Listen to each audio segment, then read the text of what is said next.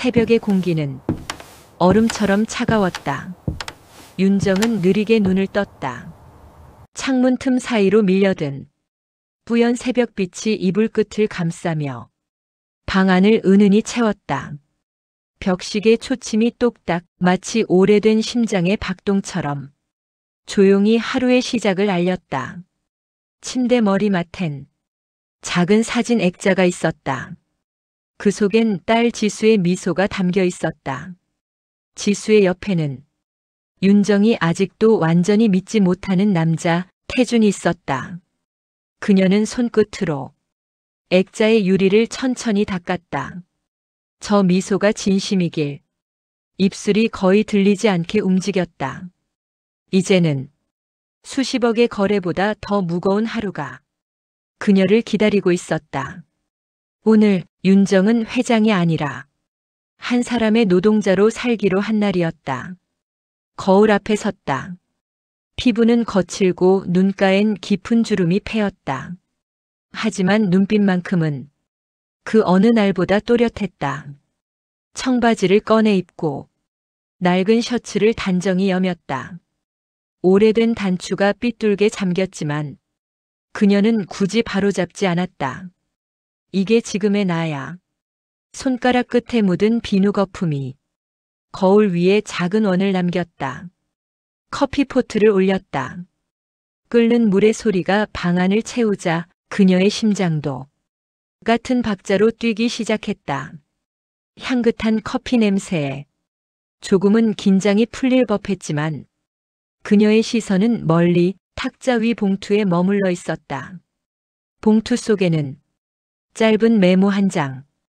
진심을 보려면 가면부터 벗어야 한다. 자신이 쓴 글이었다. 그러나 오늘 그 문장이 그녀를 향하고 있었다. 현관문을 나서자 차가운 공기가 얼굴을 때렸다. 겨울이 끝자락을 붙잡고 마지막 숨을 쉬는 듯 했다. 윤정은 택시 대신 버스를 선택했다. 도심의 버스 안은 서민들의 아침으로 가득했다. 한쪽에서는 누군가 하품을 했고 다른 한쪽에서는 젊은 여자가 이어폰을 낀 채 눈을 감았다. 윤정은 창밖을 바라보았다. 가로수 가지에는 밤새 내린 먼지가 앉아 있었다. 도시의 냄새, 기름과 피로와 희망이 섞인 공기. 그녀는 그 속에서 이상하게도 안도감을 느꼈다. 내가 이 길을 다시 걷게 될 줄이야. 마지막으로 대중교통을 탄 게 언제였던가. 그녀가 손에 명품 가방 대신 작은 천가방을 든 건 아마 30년 전쯤이었을 것이다. 버스는 구로공단 근처를 지나 한성물류센터 앞에 멈췄다. 기름 냄새, 금속의 차가운 냄새, 그리고 사람 냄새가 공기 속에서 섞여 흩어졌다. 오늘 새로 오셨죠? 작업복 차림의 젊은 남자가 웃으며 물었다. 윤정은 고개를 숙였다. 네, 오늘부터 일합니다. 그때였다. 뒤에서 들려오는 목소리. 김태준입니다. 잘 부탁드립니다. 윤정은 심장이 한 박자 멈추는 걸 느꼈다. 그녀는 고개를 들지 않았다. 저도 잘 부탁드립니다. 담담히 대답했다. 태준은 예의 바르고 깔끔했다. 그러나 그 눈빛 속엔 조금의 경계가 섞여 있었다. 저 눈빛 따뜻하지만 닿지 않는다. 그녀는 그 미묘한 온도를 놓치지 않았다. 작업장 한켠에는 쌓인 상자들이 높게 쌓여 있었다. 태준이 말했다. 이쪽이 입고 저쪽이 출고예요. 처음엔 힘들 거예요. 괜찮아요. 새로운 일은 늘 힘들죠. 그녀는 손바닥에 박힌 굳은 살을 보며 말했다. 태준이 고개를 끄덕였다. 도움 필요하시면 말씀하세요.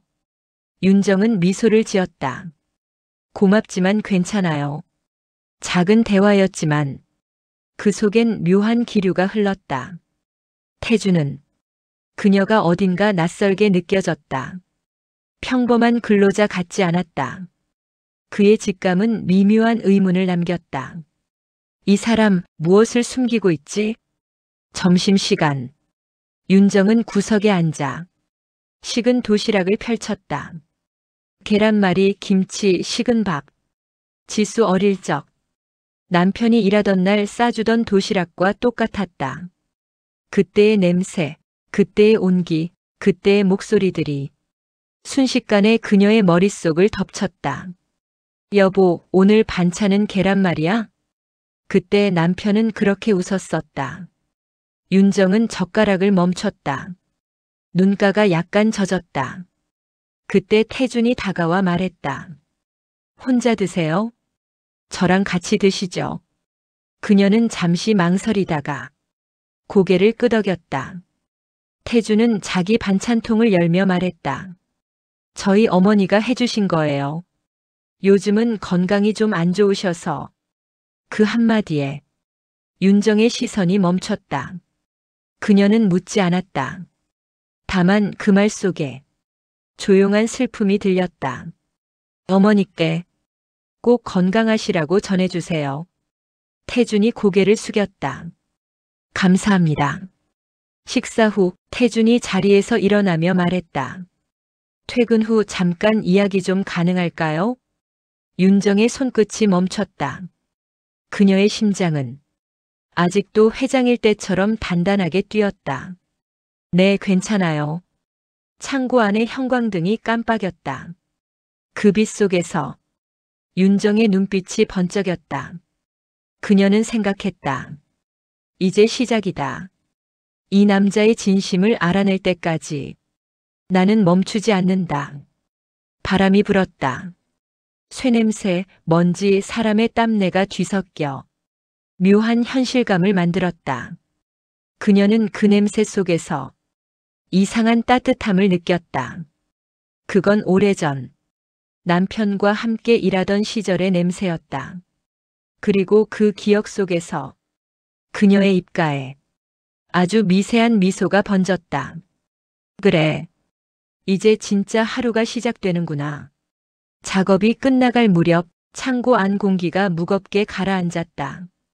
하루 종일 쌓아 올린 상자들, 그 위에 내려앉은 먼지, 그리고 그 틈새로 스며드는 저녁 햇살. 윤정은 허리를 곧게 펴며 땀에 젖은 손을 바라봤다. 그 손은 언젠가 펜 대신 서류를 쥐던 손이었다. 이제는 상자를 들어 올리고 무게를 견디는 손이었다. 수고하셨습니다. 태준이 옆에서 말했다. 그의 목소리는 여전히 단단했다. 윤정은 짧게 고개를 끄덕였다. 오늘은 좀 덜 힘드네요. 태준이 미소를 지었다. 처음 치곤 잘하셨어요. 사실 첫날엔 누구나 다 포기하거든요. 그의 말투엔 장난기보다 진심이 더 묻어 있었다. 윤정은 웃었다. 제가 그렇게 약해 보이세요? 아니요. 그냥 다른 분들과 달라서요. 달라요? 태준은 잠시 말을 멈췄다. 일을 대하는 눈빛이요. 뭔가 오래된 결심 같은 게 보여요. 그 말에 윤정의 심장이 묘하게 떨렸다. 결심, 그 단어를 들을 줄이야. 퇴근 후 두 사람은 물류센터 근처 포장마차에 앉았다. 간판 불빛은 희미했고 포장마차 천막은 바람에 살짝살짝 흔들렸다. 윤정은 붉은 국물 위로 떠오르는 김을 바라보며 따뜻한 소주잔을 들었다. 이런 데 앉는 거 정말 오랜만이네요. 그럼 예전엔 이런 데 안 오셨어요? 윤정은 웃었다. 글쎄요, 예전엔 늘 바빴죠. 일에 치여 살았다고 해야 하나. 태준이 고개를 끄덕였다. 저도 그래요. 하루 벌어서 하루 먹고 사는 게 전부지만 이상하게 쉬어도 불안해요. 그 말이 윤정의 가슴에 박혔다. 불안이란 게 사람을 살게도 하고 죽이게도 하죠. 살게도 하고 죽이게도요? 윤정은 고개를 돌려 그를 똑바로 바라봤다. 불안이 있으면 뭔가 해야겠다고 생각하게 되잖아요. 그게 살아있는 증거 같아요. 태주는 그 말을 잠시 곱씹더니 천천히 고개를 끄덕였다. 그 말 어머니가 하시던 말 같네요. 그래요? 네. 어머니가 늘 그러셨어요. 너는 불안해서라도 살아남을 거야. 그게 이상하게 위로가 됐어요. 윤정은 조용히 미소 지었다. 그녀는 처음으로 그의 과거를 엿본 느낌이었다. 어머니께서 현명하셨네요. 태주는 술잔을 들어 올렸다. 그분은 이제 병원에 계세요. 치매 초기예요. 윤정은 그 말에 술잔을 내려놓았다. 공기가 잠시 멎은 듯 했다. 죄송해요. 아니에요. 이상하죠? 가끔은 기억을 잃어가는 게 그분에게 편할지도 모르겠다고 생각해요. 그녀는 천천히 숨을 내쉬었다. 그건 당신이 그만큼 사랑하기 때문이에요. 태주는 그녀를 한참 바라보다가 작게 고개를 숙였다. 이상하네요. 오늘 처음 만난 사람인데 이런 얘기를 다 하게 되네요. 아마 당신도 저처럼 불안해서겠죠. 그의 눈빛이 살짝 흔들렸다. 두 사람의 사이에 놓인 소주잔이 미세하게 부딪히며 소리를 냈다. 밤 공기가 차가워졌다. 포장마차 천막이 흔들릴 때마다 안쪽의 작은 등불이 깜빡였다. 윤정은 그 불빛에 비친 태준의 얼굴을 바라봤다. 점지만 그의 눈 밑엔 깊은 그림자가 드리워져 있었다. 그녀는 생각했다. 지수는 저 얼굴을 보며 어떤 생각을 했을까? 태준의 눈에는 진심이 있었다. 하지만 어딘가 지켜야 할 비밀이 있는 사람의 눈빛이었다. 윤정은 술잔을 비우며 말했다. 태준 씨. 네. 사람은 진심으로 만나는 순간보다 진심을 숨기는 순간에 더 많이 드러나요. 태준은 잠시 고개를 들었다. 그건 무슨 뜻이에요? 비밀을 가진 사람은 자기도 모르게 흔들리죠. 저는 그런 눈빛을 알아요. 그의 얼굴이 잠시 굳어졌다. 제가 그런가요? 윤정은 조용히 웃었다. 아직은 잘 모르겠어요. 하지만 언젠간 알겠죠. 포장마차를 나서자 겨울의 마지막 바람이 불어왔다. 바람 속에는 탄 냄새, 소주 냄새, 그리고 사람 냄새가 섞여 있었다. 윤정은 그 냄새 속에서 묘한 안정감을 느꼈다. 그건 오래된 세상의 냄새, 젊은 날의 자신이 그리워하던 냄새였다. 태주는 말했다. 내일도 같이 출근하실래요? 그녀는 고개를 끄덕였다. 그래요. 그게 더 편하겠죠. 그는 웃었다. 그 웃음엔 처음보다 조금의 신뢰가 섞여 있었다. 내일 봬요, 선배님. 그 말 한마디에 윤정의 입가가 천천히 풀렸다. 그래, 내일 봐요. 그녀는 그가 떠나는 뒷모습을 보았다. 가로등 불빛 아래 그의 그림자가 길게 늘어졌다. 윤정은 자신의 그림자를 그 위에 겹쳐보았다. 내가 그 아이를 지켜야 하나? 아니면 그 아이가 나를 바꾸고 있는 걸까? 그녀는 스스로도 알 수 없는 감정에 한참을 서 있었다. 아침 공기는 어제보다 더 차가웠다. 윤정은 목도리를 단단히 여미고 물류센터 문 앞에 섰다. 출근 시간보다 조금 일찍 도착했다. 그녀는 손에 든 커피를 입술에 살짝 대며 눈앞의 사람들을 바라보았다. 출입문 앞엔 이미 몇몇 직원들이 서 있었다. 그중 한 명이 태준이었다. 그는 두꺼운 작업복을 입고 목덜미를 두드리며 동료들과 웃고 있었다. 그 웃음소리가 이상하게 따뜻했다. 어제의 대화가 머릿속에 떠올랐다. 그 아이는 참 순한 사람 같으면서도 어딘가 단단한 벽이 있네. 윤정은 자신도 모르게 미소를 지었다. 안녕하세요, 선배님. 태준이 먼저 인사했다. 그의 목소리는 새벽 공기 속에서도 맑게 들렸다. 일찍 왔네요. 습관이에요. 늦으면 안심이 안 돼서요. 불안해서라도 살아남는다고 했죠? 태준이 웃었다. 역시 기억하시네요. 윤정은 커피를 내밀었다. 따뜻한 거 마셔요.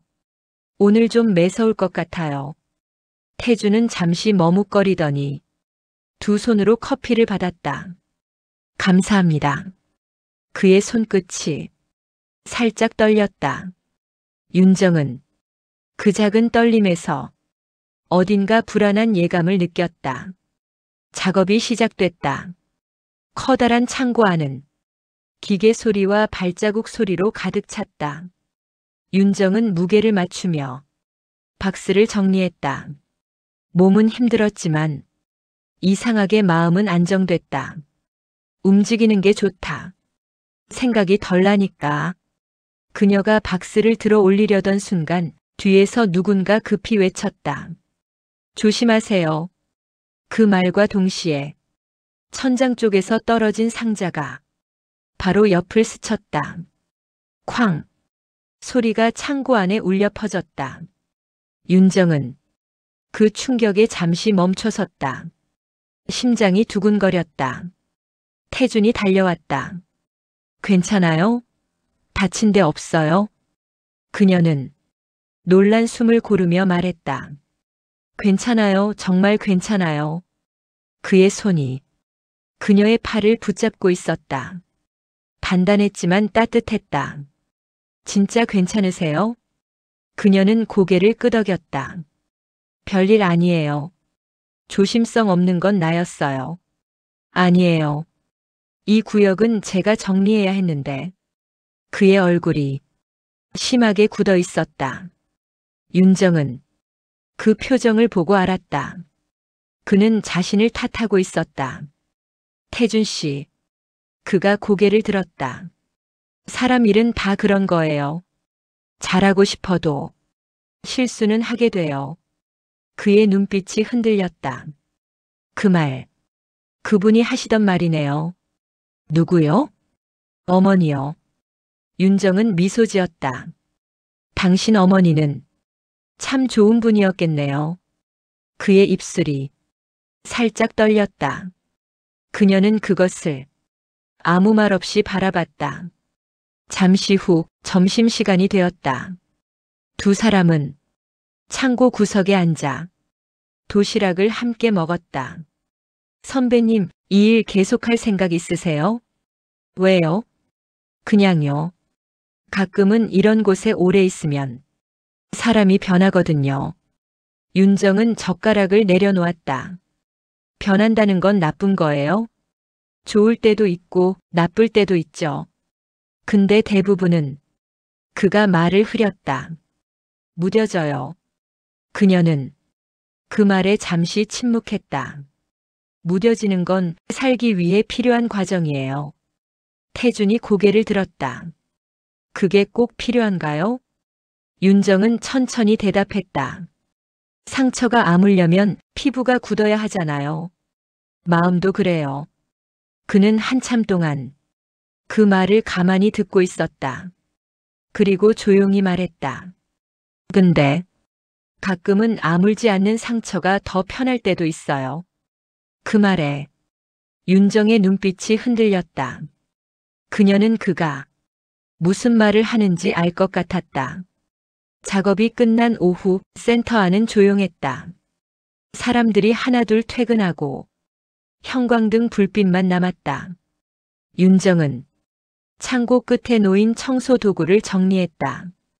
태준이 다가왔다. 오늘 정말 고생 많으셨어요. 당신도요. 그는 잠시 머뭇거리다 입을 열었다. 혹시 오늘 밤 시간 되세요? 윤정은 고개를 돌렸다.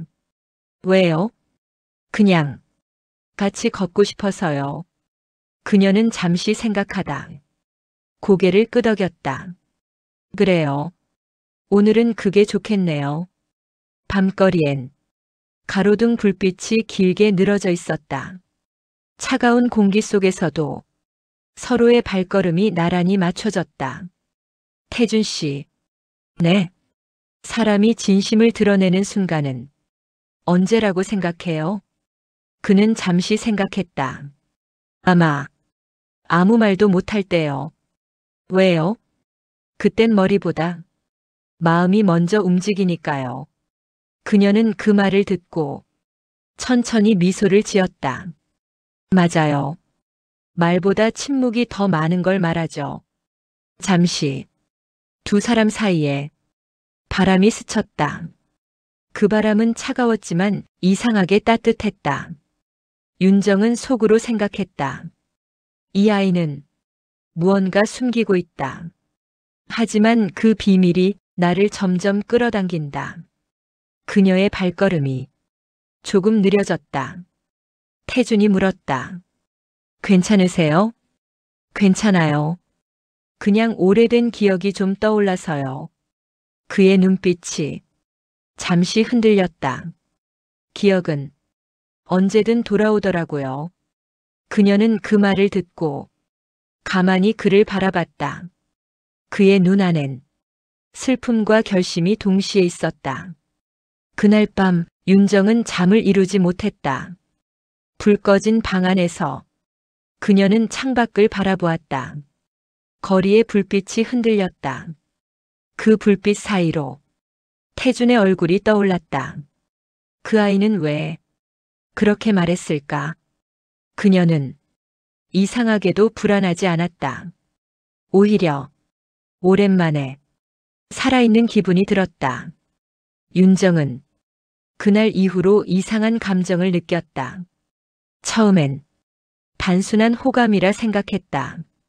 하지만 시간이 갈수록 그 감정은 복잡하게 변했다. 그녀는 매일 태준을 관찰했다. 일할 땐 성실하고 동료들 앞에서는 밝았다. 그런데 가끔 아주 짧은 순간 그의 얼굴에 어두운 그림자가 스쳤다. 그건 슬픔도 아니고 분노도 아니었다. 마치 무언가를 숨기는 사람의 표정 같았다. 점심시간 그녀는 창가에 앉아 커피를 마시며 그를 바라봤다. 태준은 구석 테이블에 앉아 누군가와 통화 중이었다. 그의 목소리가 낮고 진지했다. 네, 알겠습니다. 그분은 아직 몰라요. 그 순간 윤정의 손이 멈췄다. 그분? 누굴 말하는 거지? 그녀는 무심한 듯 시선을 돌렸다. 하지만 가슴속엔 서늘한 기운이 번졌다. 그날 오후 센터에는 예고 없는 점검이 들어왔다. 본사에서 내려온 감사팀 직원들이 현장을 샅샅이 조사했다. 윤정은 놀란 눈으로 그 광경을 바라봤다. 이게 무슨 일이에요? 글쎄요. 본사에서 갑자기 나왔대요. 동료들이 술렁였다. 그때 태준이 감사팀장에게 다가갔다. 둘은 짧게 인사를 나누더니 어딘가로 함께 걸어갔다. 윤정은 그들의 모습을 보며 가슴이 철렁 내려앉았다. 둘이 아는 사이야? 저녁이 되어 점검이 끝나자 사람들은 하나둘 퇴근했다. 윤정은 정리 중인 태준에게 다가갔다. 오늘 점검 좀 이상하지 않았어요? 그랬죠. 저도 놀랐어요. 근데 팀장이랑 아는 사이 같던데요? 태준은 순간 얼굴이 굳었다. 아, 그게요. 전에 다른 현장에서 본 적이 있어서요. 그래요? 그녀는 미소 지었지만 마음속엔 작은 의심이 생겼다. 거짓말 같다. 그녀의 직감은 대체로 맞았다. 밤이 깊었다. 윤정은 퇴근 후 집 근처 찻집으로 들어갔다. 따뜻한 홍차를 주문하고 핸드백에서 작은 수첩을 꺼냈다. 그녀는 거기 짧은 메모를 남겼다. 그 사람 뭔가 숨기고 있다. 펜 끝이 떨렸다. 혹시 나를 속이는 걸까? 그녀는 창밖을 바라봤다. 비가 내리고 있었다. 물방울이 유리창을 타고 흘러내렸다. 그때 창가 반대편 유리에 낯익은 그림자가 비쳤다. 태준이었다. 그는 검은 우산을 쓰고 골목 어귀를 지나가고 있었다. 윤정은 숨을 멈췄다. 여기, 이 근처에 살지도 않는데. 그녀는 자리에서 천천히 일어났다. 밖으로 나가자. 비가 얼굴에 닿았다. 그녀는 우산을 들지 않은 채 멀리 걸어가는 그의 뒷모습을 따라갔다. 태주는 한 건물 앞에서 멈췄다. 허름한 2층짜리 건물이었다. 1층은 오래된 슈퍼, 2층은 불이 꺼진 채였다. 그는 조심스레 2층으로 올라갔다. 윤정은 모퉁이에 숨어 그 모습을 지켜봤다. 문이 닫히는 소리가 났다. 그녀는 한참을 그 자리에 서 있었다. 저 안에 무슨 일이 있는 걸까? 비는 계속 내렸다. 그녀의 어깨가 젖었다. 그날 밤 집에 돌아온 윤정은 잠을 이루지 못했다. 침대 위에서 눈을 감으면 태준의 얼굴이 떠올랐다. 그의 미소, 그의 손, 그리고 그날의 통화. 그분은 아직 몰라요. 그 말이 계속 귓가에 맴돌았다. 그분, 혹시 나를 말하는 걸까? 그녀의 가슴이 조용히 두근거렸다. 불안과 궁금증이 뒤섞였다. 하지만 그 밑바닥엔 이상한 기대가 있었다. 며칠 뒤 윤정은 태준에게 일부러 물었다. 혹시 요즘 누굴 돌보는 사람 있어요? 그가 놀란 듯 눈을 크게 떴다. 왜 그렇게 생각하세요? 그냥요. 가끔 그런 눈빛을 하길래. 그는 한참을 말없이 서 있었다. 그리고 작게 대답했다. 있었어요. 근데 지금은 없어요. 그녀는 그 말에서 뭔가를 느꼈다. 슬픔, 후회, 그리고 숨김. 퇴근길 윤정은 하늘을 올려다봤다. 구름 사이로 희미한 달빛이 비쳤다. 혹시 내가 시험을 받고 있는 걸까? 그녀는 자신의 두 얼굴을 떠올렸다. 겉으론 평범한 직원, 하지만 실은 회장. 나는 그를 시험하려 했는데 지금은 내가 시험받고 있다. 그녀는 조용히 웃었다. 그리고 작게 중얼거렸다. 이건 분명 예상 밖의 이야기야. 며칠 후 센터는 다시 평온을 되찾은 듯 보였다. 하지만 윤정의 마음속엔 아직 비가 내리고 있었다. 그녀는 태준을 대할 때마다 마음이 흔들렸다. 그의 말 한마디, 눈빛 하나에 가슴이 묘하게 떨렸다. 이건 안 돼. 나는 그를 시험하려는 사람이잖아. 그녀는 스스로에게 그렇게 되뇌었다. 하지만 감정은 이미 통제의 선을 넘어 있었다.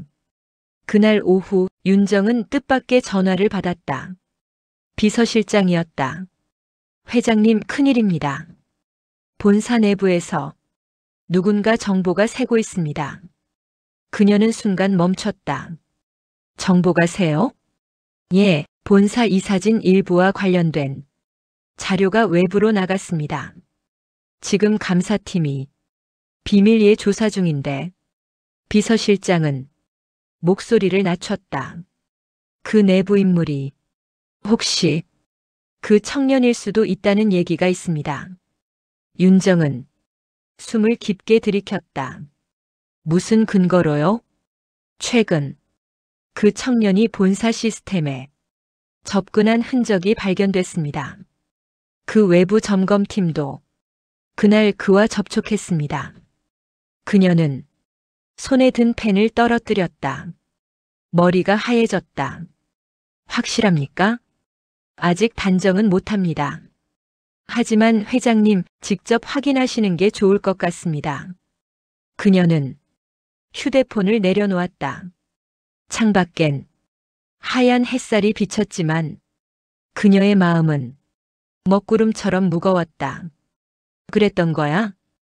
그녀는 태준의 미소를 떠올렸다. 그리고 그가 말하던 그분은 아직 몰라요.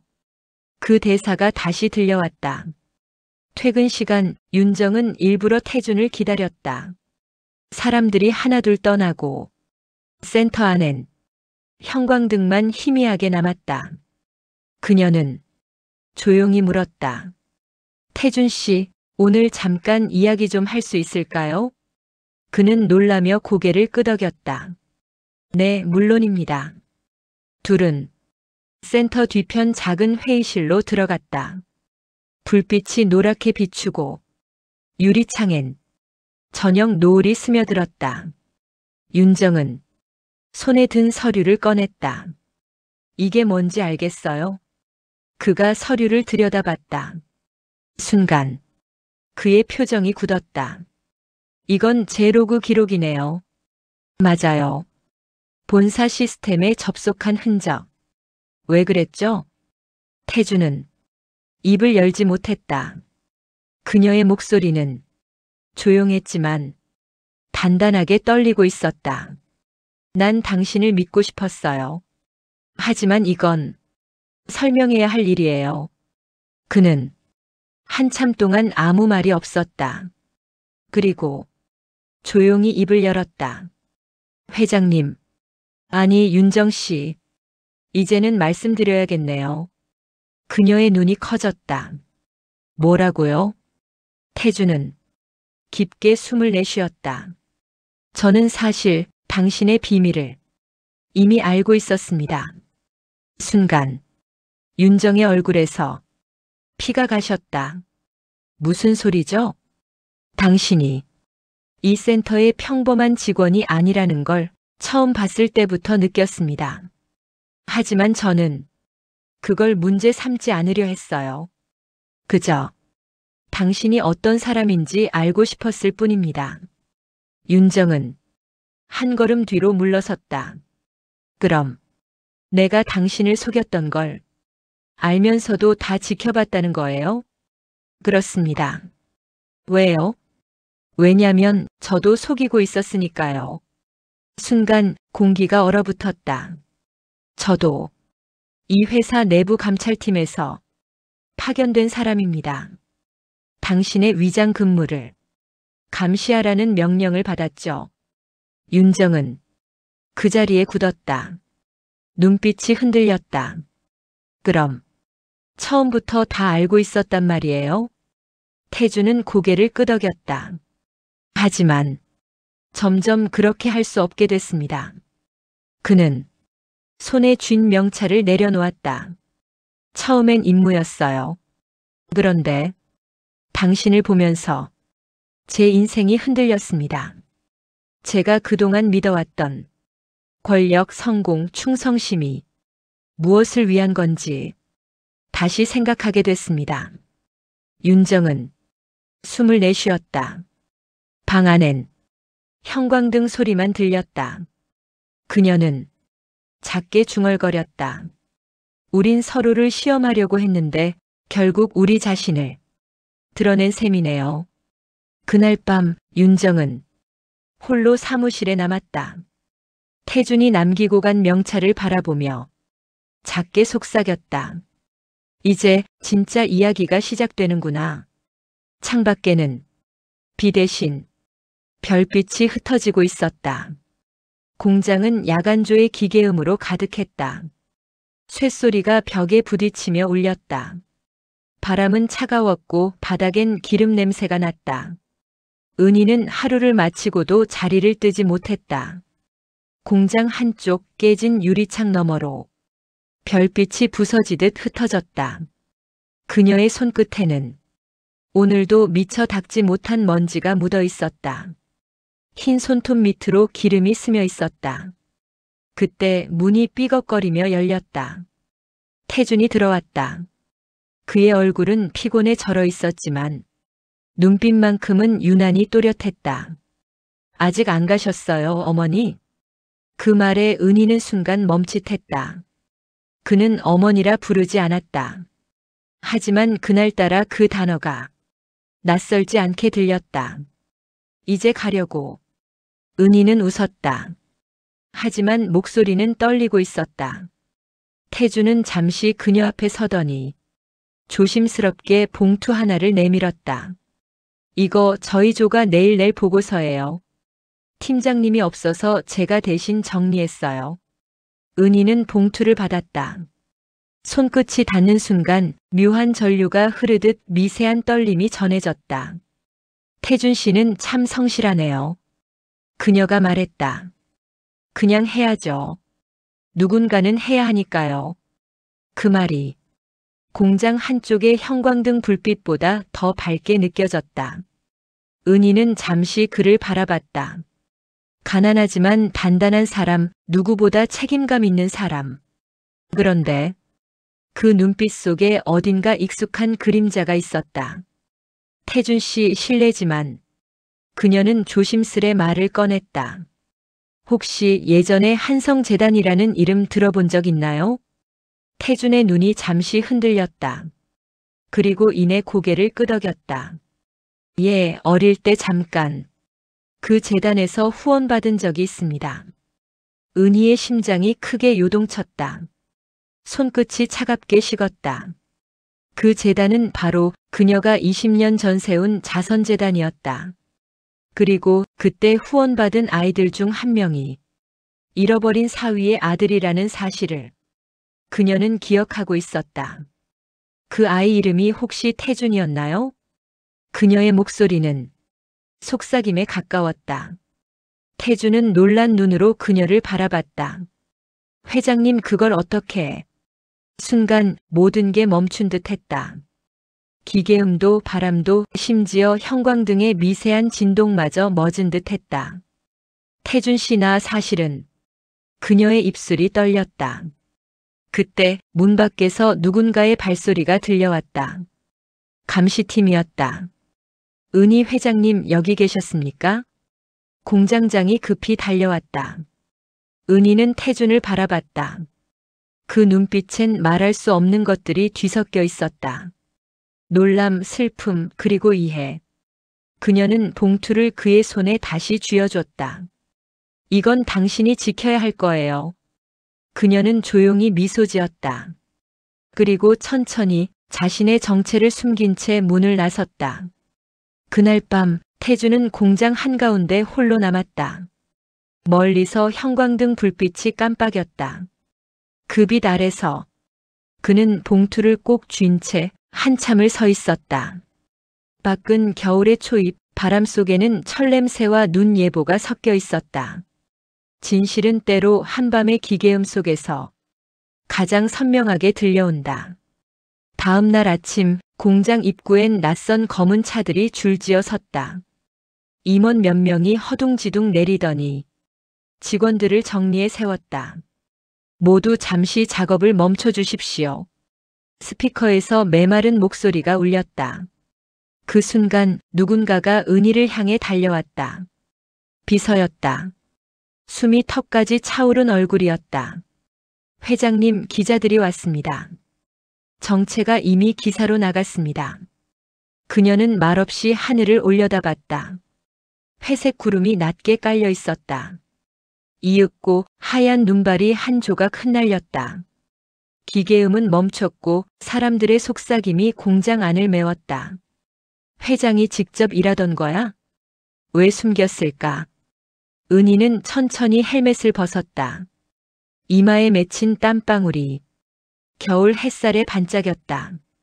괜찮아요. 모두 일로 돌아가요. 그녀의 목소리는 조용했지만 단단했다.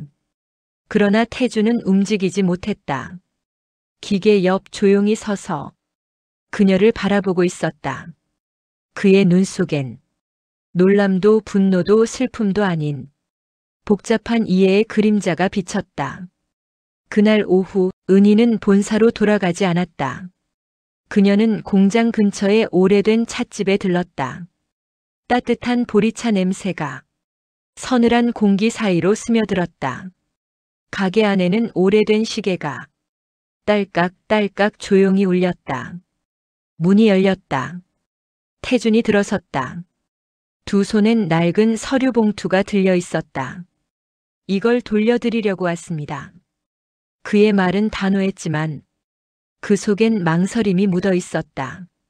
그건 당신이 지켜야 할 거예요. 은희는 말했다. 전 이제 제 자리를 찾아야겠죠. 잠시 침묵. 찻잔에서 김이 피어올랐다. 그 사이로 두 사람의 얼굴이 희미하게 일렁였다. 태준이 천천히 고개를 들었다. 회장님, 왜 그런 선택을 하셨어요? 은희는 웃었다. 내가 만든 세상이 내게 너무 멀게 느껴졌거든요. 그녀의 목소리엔 후회보다 담담함이 있었다. 이 공장을 다시 보고 싶었어요. 처음 회사를 세우던 그 마음으로 사람들이 어떻게 일하는지, 무엇을 위해 버티는지 그걸 잊고 있었던 것 같아요. 태주는 고개를 숙였다. 손끝이 미세하게 떨렸다. 전 사실 알고 있었습니다. 그의 말이 조용히 떨어졌다. 처음 봤을 때부터요. 그 손, 공장 사람 손이 아니었어요. 은희의 눈이 커졌다. 그럼 왜 말하지 않았나요? 그냥 지켜보고 싶었어요. 그의 시선이 따뜻하게 흔들렸다. 누군가가 이름이 아니라 사람으로 일하는 걸 보고 싶었거든요. 두 사람 사이에 긴 침묵이 흘렀다. 밖에는 눈이 굵어지고 있었다. 찻집의 오래된 라디오에서 옛 노래 한 곡이 흘러나왔다.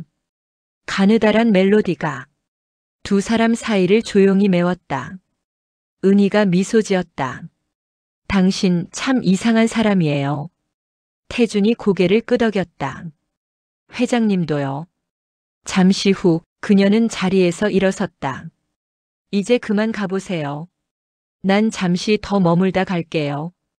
태준은 고개를 숙이며 그녀 앞에 봉투를 다시 내려놓았다. 이건 당신이 만든 세상이니까요. 문이 닫히자 은희는 한참을 그 자리에서 움직이지 못했다. 차양 사이로 눈냄새가 스며들었다. 그리고 라디오의 마지막 구절이 그녀의 귓가에 남았다. 사람은 결국 돌아갈 자리를 찾는다. 그녀는 천천히 창밖을 바라봤다. 하얀 눈이 천천히 쌓이고 있었다. 공장 굴뚝에서 올라오는 연기가 하늘로 피어올랐다. 그날 세상은 조용했지만 그녀의 마음속에선 오래된 문 하나가 천천히 열리고 있었다. 진실이 드러난 자리에 남는 건 부끄러움이 아니라 용기였다. 공장은 하루의 일을 마치고 조용해졌다. 기계가 멈춘 자리에 남은 건 희미한 철냄새와 따뜻한 형광등 불빛뿐이었다. 은희는 빈 작업대를 천천히 닦으며 숨을 내쉰다. 손끝엔 굳은 살이 배어 있고 그 안엔 지난날의 기억이 녹아 있었다. 문이 열리고 태준이 들어온다. 조심스레 손에 든 도시락을 내민다. 회장님, 아니 은희 어머니. 식사라도 하셔야죠. 은희는 잠시 말을 잃는다. 그 이름이 어쩐지 낯설고 또 이상하게 따뜻했다. 그녀는 묵묵히 도시락을 받으며 말한다. 나 한동안 이런 걸 받아본 적이 없구나. 도시락 속에는 단출한 반찬과 김이 모락모락 오르는 된장찌개 한 통이 있었다. 그 냄새에 은희의 눈가가 조금 젖는다. 그들은 오래된 식당 구석에 마주 앉았다. 그릇이 부딪히는 소리만이 공간을 채운다. 잠시 후 태준이 입을 뗀다. 저 솔직히 말씀드리면 회장님이 위장 취업하신 거 알고 있었어요. 은희의 숟가락이 공중에서 멈춘다. 그녀는 그저 조용히 그를 바라본다. 알면서도 말하지 않은 이유가 있었나요? 태준은 천천히 고개를 끄덕인다. 그때는 그냥 그분이 진심으로 일하고 있는 게 느껴졌거든요. 그의 목소리는 흔들렸지만 단단했다. 그녀는 가만히 웃었다. 긴 시간 속 감춰온 마음이 조금은 풀리는 듯 했다. 태준 씨, 내가 이 일을 시작한 이유는 단순했어. 사람이 사람을 알아보는 게 얼마나 어려운 일인지 깨닫고 싶었거든. 그녀의 목소리엔 피곤함과 후회, 그리고 따뜻한 체념이 섞여 있었다. 식당 창밖엔 아직 녹지 않은 눈이 반짝였다. 창문에 비친 두 사람의 모습은 마치 오래된 가족 사진처럼 고요했다. 잠시의 침묵 끝에 태준이 웃었다. 이상하죠. 처음엔 회장님이 무서웠는데 이제는 그냥 제 어머니 같아요. 그녀는 그 말을 듣고 고개를 숙였다. 눈물이 식탁 위로 떨어졌다. 은희는 말없이 그 눈물을 닦지 않았다. 그건 부끄러움이 아니라 이제야 인간으로서 흘릴 수 있는 눈물이었기 때문이다. 그녀가 조용히 말했다. 고맙다, 태준 씨. 오늘 이 저녁은 내가 회장으로 아닌 사람으로 먹는 첫 식사야. 두 사람은 그렇게 오래도록 말없이 앉아 있었다. 식당 안에는 된장찌개 냄새와 함께 서로의 숨결이 따뜻하게 섞였다. 카메라는 천천히 창밖을 비춘다. 노을빛이 유리창을 물들이고 눈물인지 햇살인지 모를 빛이 그녀의 얼굴을 비춘다. 그녀는 미소를 지으며 중얼거린다. 이제 조금은 용서할 수 있을 것 같아. 장면 전환 겨울의 끝, 이른 새벽. 공장 굴뚝 위로 희미한 연기가 피어오른다. 찬 공기를 가르며 첫 햇살이 천천히 내려앉는다. 은희는 두꺼운 목도리를 여며 매며 잠시 숨을 고른다. 그녀의 손엔 오래된 가죽 가방 하나, 그리고 작은 노트가 들려있다. 노트엔 삐뚤빼뚤한 글씨로 다시 시작하기라는 말이 적혀 있었다. 그녀는 발걸음을 옮긴다. 낡은 공장길, 매일 수백 번 지나던 길. 하지만 오늘은 유난히 길이 다르게 느껴졌다. 발밑에 쌓인 눈이 사각사각 소리를 낸다. 그 소리는 마치 오래된 기억을 밟는 듯 했다. 회상 젊은 시절의 은희. 그녀는 언제나 냉철하고 완벽했다. 누군가의 어머니로, 또 누군가의 회장으로. 약함을 보일 수 없었던 시간들. 하지만 지금은 달랐다. 그녀는 한 사람의 이름을 떠올리며 웃었다. 태준. 그 아이는 참 이상한 사람이지.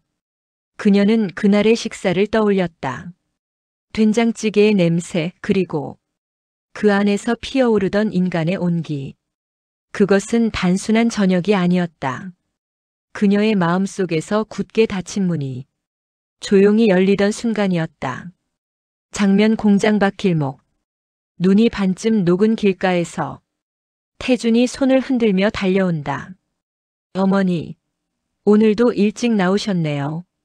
그녀는 웃으며 대답한다. 이젠 어머니라 부르네. 태준은 쑥스러워 고개를 긁적였다. 그게 더 편해서요. 두 사람은 나란히 걸었다. 길가에 피어난 매화 한 송이가 아직 추운 공기 속에서도 향기를 내뿜었다. 저 매화 예쁘네요. 응. 겨울을 견딘 꽃은 더 강하거든. 그녀의 말에 태준이 고개를 끄덕였다. 그 짧은 대화 속에 긴 시간의 정이 배어 있었다. 장면 작은 식당 아침. 식당 문을 열자 따뜻한 국물 냄새가 퍼졌다. 주인 아주머니가 환하게 웃으며 맞이했다. 두 분 또 오셨네요. 오늘은 미역국이에요. 은희는 자리 끝에 앉으며 조용히 젓가락을 든다. 태준이 묻는다. 이제 공장 일 계속하실 거예요? 그녀는 잠시 생각에 잠겼다가 말한다. 그건 모르겠어. 하지만 이제 어떤 일이라도 할 수 있을 것 같아. 그녀는 국물을 한 숟가락 떠먹는다. 따뜻한 김이 눈가를 덮는다. 사람은 말이야, 결국 마음을 일구는 게 진짜 일인 것 같더라. 태준은 고개를 끄덕인다. 그녀의 말이 공기 중에 천천히 녹았다. 장면 회장실 몇 주 후. 은희는 다시 자신의 자리로 돌아왔다. 하지만 분위기는 달랐다. 책상 위엔 화려한 서류 대신 공장 직원들의 편지가 놓여 있었다. 회장님, 그동안 고생 많으셨습니다. 덕분에 우리도 변했습니다. 사람 냄새 나는 회사 만들어주세요. 그녀는 편지를 하나씩 펼쳐보며 눈시울을 붉혔다. 책상 서랍에서 낡은 명함 하나를 꺼냈다. 회장 김은희. 그 아래 작게 새겨진 글자 하나. 사람을 위한 기업. 그녀는 그 문구를 손끝으로 어루만졌다. 그리고 천천히 고개를 들어 창밖을 바라본다. 도시의 빛, 공장의 연기, 사람들의 걸음. 모든 것이 하나로 이어지는 듯 했다. 이제 진짜 시작이네. 그녀는 속삭였다. 마치 누군가에게 들려주듯. 장면 오후 공장 옥상. 바람이 잔잔히 불었다. 은희와 태주는 난간에 서서 멀리 뻗은 도시를 바라본다. 태준 씨, 이 길이 어디로 이어질까? 글쎄요. 그래도 함께라면 괜찮겠죠. 그녀는 미소를 지었다. 짙은 주름 사이로 햇살이 스며들었다. 그 얼굴엔 더 이상 회장의 그림자가 없었다. 그녀는 조용히 중얼거렸다. 이제는 나도 누군가의 어머니로 살고 싶다. 태주는 아무 말 없이 고개를 끄덕였다. 그 순간 공장 사이로 새 한 마리가 날아올랐다. 하얀 깃털이 햇빛에 반짝였다. 그녀의 눈길이 그 새를 따라 천천히 움직였다.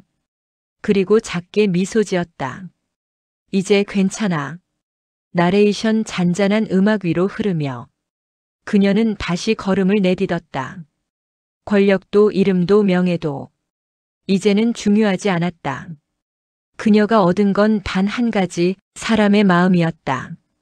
그 마음 하나로 그녀는 이제 어떤 겨울도 견딜 수 있었다. 눈이 녹은 자리에 새싹이 돋듯 그녀의 발자국 뒤에는 새로운 봄이 피어나고 있었다. 잔잔한 피아노음, 화면이 서서히 밝아진다. 사람은 결국 서로의 온기로 살아간다. 그녀의 마지막 목소리가 따뜻하게 퍼지며 화면이 서서히 흰빛으로 물든다. 눈이 녹고 봄이 찾아왔다.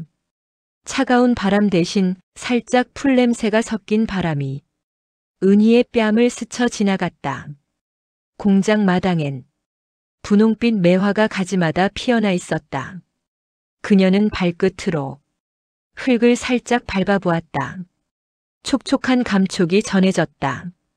겨울 내내 얼어붙어 있던 마음이 조금씩 녹아내리는 듯 했다. 은희의 손에는 노란 머플러가 들려 있었다. 그건 태준이 선물해 준 것이었다. 이거요, 어머니.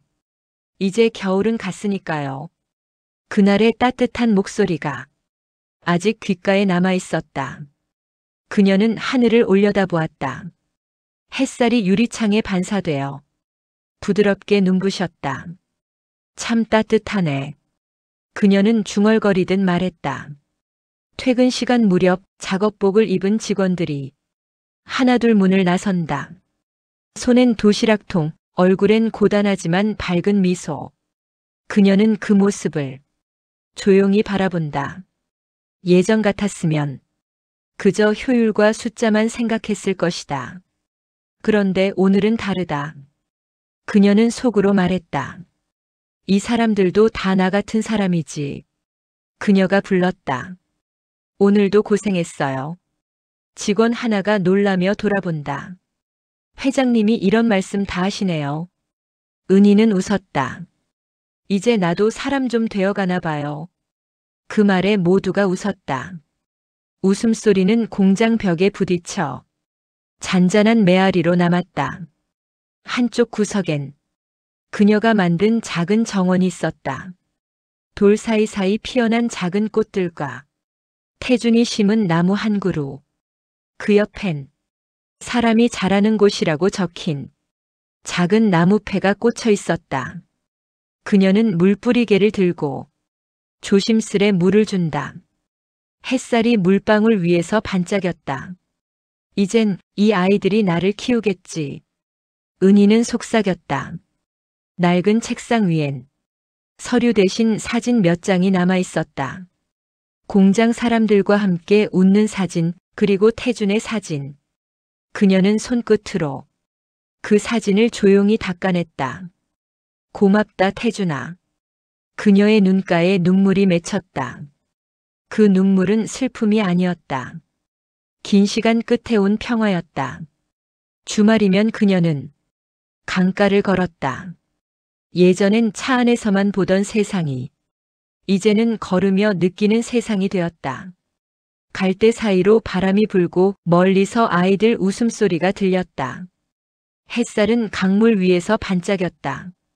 그녀는 잠시 멈춰서서 말했다. 이게 삶이구나. 그녀는 가방에서 작은 노트를 꺼냈다. 거기엔 이렇게 적혀 있었다. 사람이 남는다. 그게 전부다. 몇 달 뒤 태준의 결혼식 날이었다. 작은 예식장 안엔 잔잔한 음악이 흐르고 사람들의 웃음소리가 가득했다. 은희는 조용히 앉아 그 모습을 바라보았다. 태준은 깔끔한 정장 차림, 그 옆에 신부는 눈부신 미소를 지었다. 사회자가 말했다. 신랑 마지막으로 한마디 해주시죠. 태준이 마이크를 잡고 말했다. 제가 세상에서 배운 건 사람의 따뜻함이었습니다. 그걸 가르쳐 주신 분이 계십니다. 그는 은희를 바라보며 고개를 숙였다. 식장 조명이 한 줄기 빛처럼 그녀를 비췄다. 그녀의 눈동자 속엔 눈부신 봄이 들어왔다. 그날 이후 사람들은 그녀를 회장님 대신 은희 어머니라고 불렀다. 그 이름엔 직책이 아니라 온기가 담겨 있었다. 그녀는 공장 정원에 서서 가만히 눈을 감았다. 바람이 머리카락 사이를 스쳤다. 인생은 결국 다시 걸을 수 있는 용기를 배우는 여행이야. 그녀는 천천히 걸음을 옮겼다. 그 발자국 뒤로 작은 꽃잎들이 바람에 흩날렸다. 그 장면은 오래도록 머물렀다. 마치 한편의 봄처럼 그녀의 인생에도 다시 햇살이 비추고 있었다.